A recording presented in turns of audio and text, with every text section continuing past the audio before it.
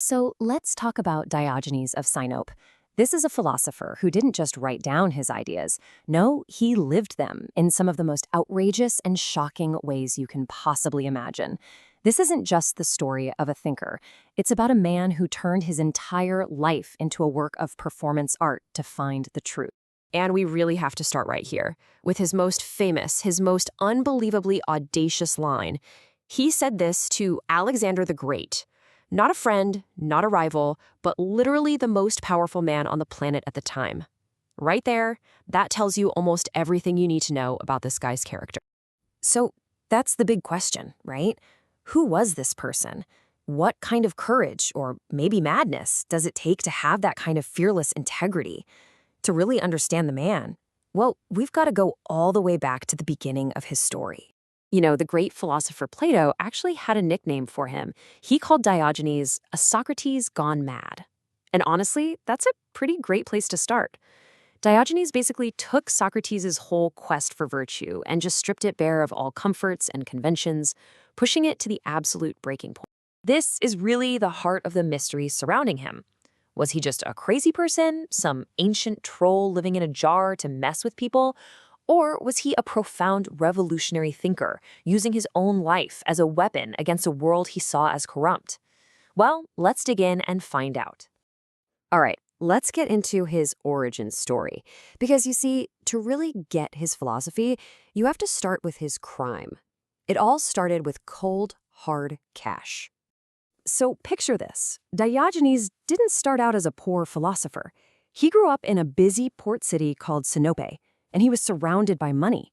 His father was a banker who worked at the city mint, the guy who literally managed the currency. And this detail, it is absolutely crucial. And this is where it all goes down. Diogenes gets accused of messing with the city's coins, basically watering down the silver with cheaper metals. For this crime, parrhesia, he loses everything. He's exiled, stripped of his citizenship, his property, gone. Totally cast out, he goes to the famous oracle at Delphi for answers, and she gives him this incredibly cryptic advice: revalue the currency. And get this isn't just some made-up story. Archaeologists have found the coins. We can see evidence of coins from that exact time and place, marked with DIO, that have a lower silver purity. Instead of the usual 97%, it's down to 90%. And you can even see the test cut marks on them, which proves that people were suspicious. They knew something was up. So this literal crime became the central metaphor for his entire life. So he gets to Athens, a broke and shamed exile. And that's when it finally clicks. The oracle wasn't talking about literal metal coins. She meant he was supposed to challenge and deface all the fake values and phony social conventions that everyone else lived by. His life's mission was born right out of that criminal charge. Okay, so how did he actually do it? How did he plan to revalue the currency of society? Well, Diogenes didn't write books or give lectures. His life was the argument, performed live on the streets of Athens for everyone to see. He called his practice asceticism, which basically means rigorous discipline training. And you want to know where he got the idea? From watching a mouse. He saw this little mouse that didn't need a bed, wasn't scared of the dark, and didn't care about fancy food. And he thought, that's it. I'm going to train myself to be that free, to need nothing. And the whole point of this training was to achieve something called autarkia. It's a Greek word that means absolute self-sufficiency. The idea is, to be truly free, you have to be totally independent of everything. Possessions, other people's opinions, even bad luck. And boy, did he commit.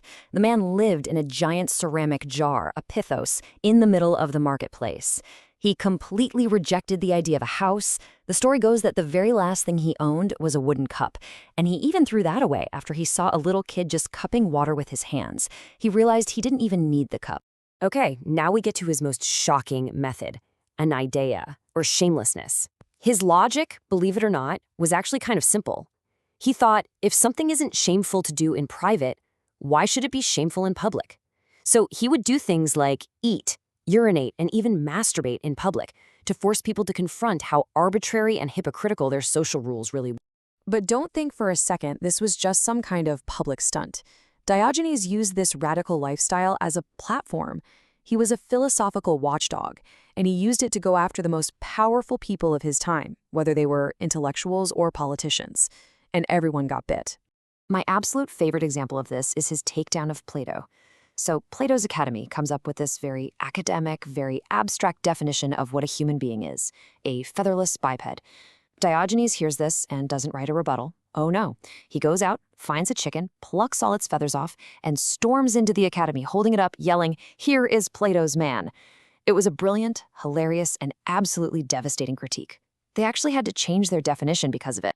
See, he thought Plato's brand of philosophy was just a form of vanity, an ego trip that distracted from the real work of living a virtuous life. There's another story where he visited Plato's house, saw his fine, expensive carpets, and just started stomping all over them with his muddy feet, proclaiming, "I'd trample on the vanity of Plato."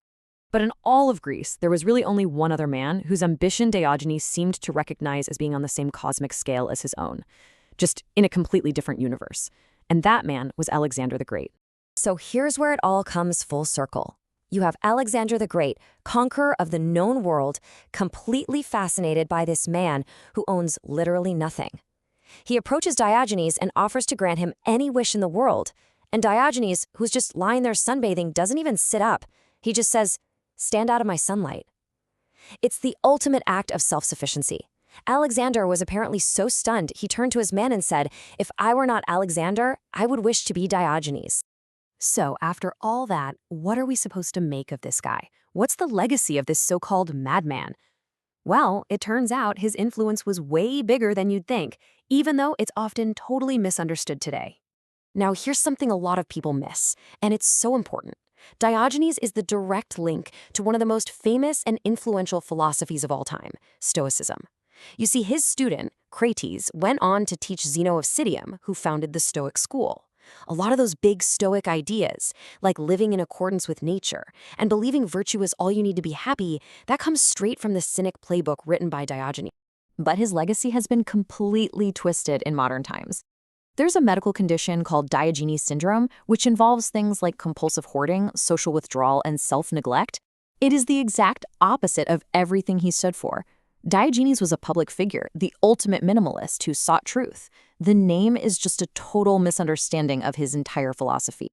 Legend says he died on the very same day as Alexander the Great, a pretty poetic end for two men who represented the opposite poles of human ambition. His final wish? Just toss his body over the city walls for the animals to eat. But the people of Corinth, the very people he spent his life criticizing, they refused. They recognized his value. Instead, they built a monument in his honor, a marble dog, to remember the philosophical watchdog who was always biting at the heels of humanity to keep it honest. And that really leaves us with this. Diogenes' whole journey started with that command, revalue the currency. And that's the challenge he leaves for us, isn't it? He forces us to look at our own lives, our own accepted ideas about success and happiness and what's valuable, and to ask a really tough question. What's the counterfeit currency you're accepting in your life? And do you have the courage to deface it?